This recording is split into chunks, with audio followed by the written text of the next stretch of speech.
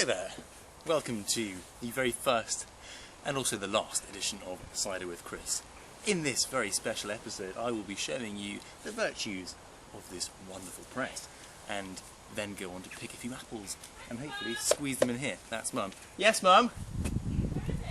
It's up here. How come? I'm mid-recording. It's okay, that's my mum, everyone. Anyway, before my mother got involved, I was just about to show you how I cobbled it all together. So, do excuse the dog, he's just minding his own business. So this bit here is the hopper, where you place the whole apples straight from the tree, and they're ground up by a rotating drum, which has lots of screws and nails attached to it, so that it's nice and sharp and should pulp them quite nicely. And once it's been grinded, it should end up coming through this slit here and feeding out into a bucket, which is where the dog is kindly demonstrating the location of. And so we should end up with a lot of pulp, and once the pulp is ready to be pressed, we then attach a car jack where the dog's head is, this bit here, and then we squish down. Hopefully the dog won't be there, and hopefully some nice juice should end up at the bottom here. So that's how it works. Oh, hello. You've joined me in the middle of picking some apples. Now, unfortunately, the picking that I'm doing is from the ground, and that's because in late November there aren't any apples on the tree, instead of which they're on the floor. So what I'm doing is just picking up anything I can find which might resemble an apple, even if it has a whole chunk missing, and we'll use that. Now, because as you can see, or maybe hear, the chickens are also in this particular plot, and so that requires us to sterilise the harvest that we yield, so we'll have to go and do that with a bit of bleach and some water, so it should be right at the end. Right, so what I'm doing here is transferring apples from buckets full of diluted bleach, here they are, into a bucket full of pure water, so that all the nasty chemicals get rinsed away. And the reason why I'm doing all of this is because we have creepy crawlies like this, which is an earwig, and because these apples come from an apple tree which is located in a chicken pen, and I've collected, all of these are windfalls, there'll be a lot of bacteria and nasties like that earwig which will be creeping all over them, so it's only right that I give them a little bit of a scrub. Right, so now we come to my favourite part of the process, where we turn the apples, as demonstrated by this fella, into pulp, and we do that through the use of this grinder. Now, as you can see, it's been very badly constructed.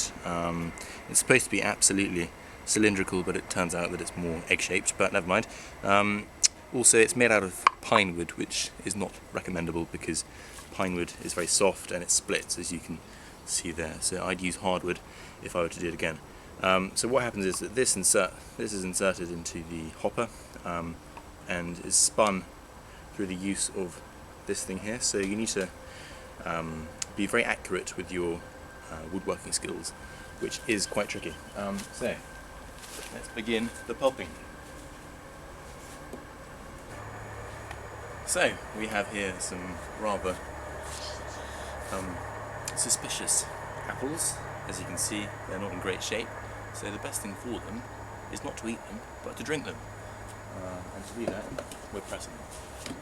So we'll put 2 in there for now, and begin the process. Here we go.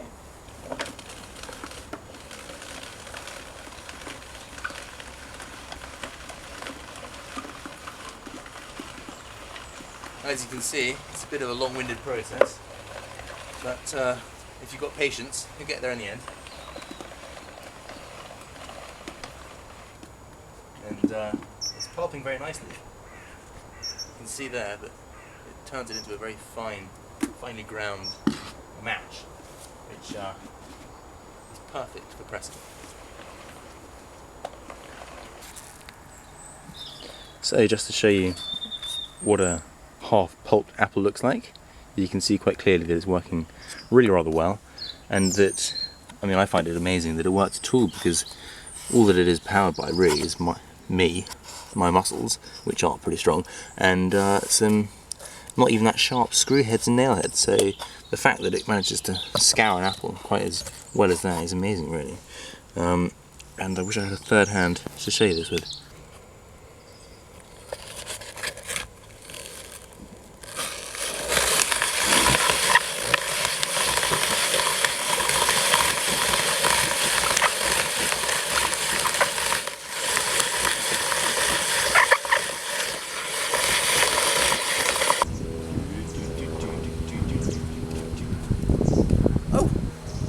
Hello! You've just caught me in time to crush the 3 remaining apples. So, here we go. Now, as you can see, I've got a rather full bucket of pulp there, and it's only taken me 5 minutes to get that far. 5 minutes plus 5 hours over the course. It's a very long-winded process, so only try this at home if you're very patient and you're unemployed, like me. So, put the plunger down, and away we go. You can see that I've got rather good at this by now. I've completely mastered the technique of apple pulping. And now the next step is to use these very handy, lovely curtains, which Mother kindly hasn't realised she's donated, but she has, and to lay the pulp inside, fold it over and back on itself, and that way you have a supposedly sealed and rather tight cheese, I think is what they call it, with which to press the apple. So here you go. And so you can see there I've got one cheese that's already been laid out, and I'm now going to put a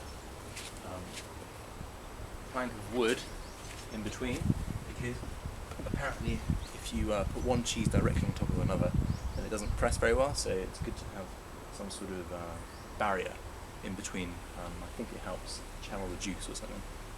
So now I'm going to add another layer to it, and then I've made here a hefty block which is used as a lid to squash everything down with, so let's hope this works well.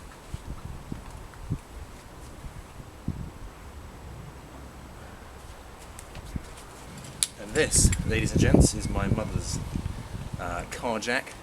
I don't think she knows that it's gone missing from her car, so if she has a breakdown, well, it's going to be a little bit annoying for her. And all that this does is expands so that we can push the frame up and the press bit down, and it's all very straightforward really, but it does work. Now, I haven't even bothered to tighten the press at all, and yet the juice is overflowing from the tray. Now the problem is that it's not my tray, again, it's my mother's, so I can't damage it. Well, I shouldn't damage it, and so I can't really drill a hole in it. And so what happens, instead of the juice dripping from down here, from the bottom of the tray, it is overflowing, and that's problematic because it means that there's a lot of wastage, which is a real shame. Now one way of overcoming this is to tilt the entire press so that it drips more directly into the bucket, which is something that I'll go on to do. So here we are, the press working nicely. The jack is barely pushing down at all.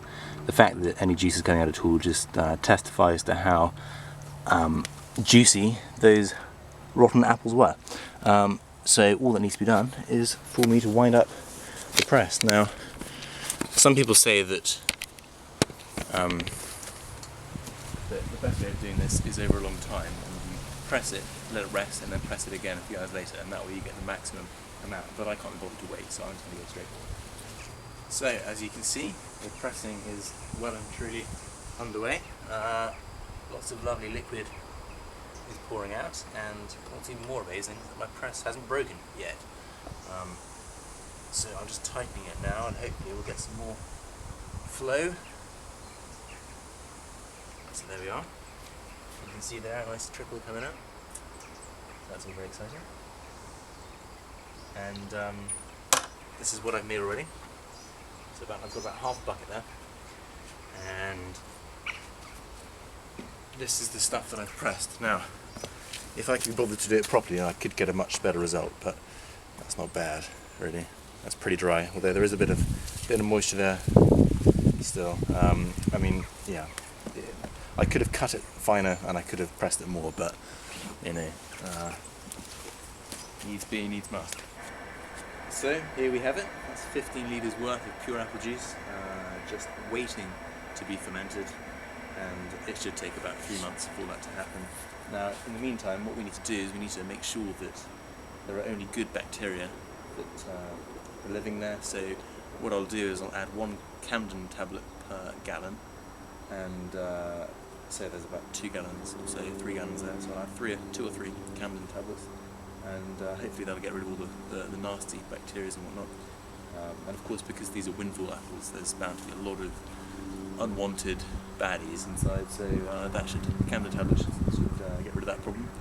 And then what we'll do after we've added that is we'll add some cider yeast, so that can help the fermentation go even faster. Maybe even a bit of sugar, because I think the apples this season are quite sour. And so that should be perfect. And then once we've done that, we'll let it ferment in there for about a week. We'll then transfer it to smaller demijohns, and from then on we will let it rest for another 2 months or so, 2.5 months, and then finally, by around about Christmas time, it should be ready to drink, and I'll let you know how it goes.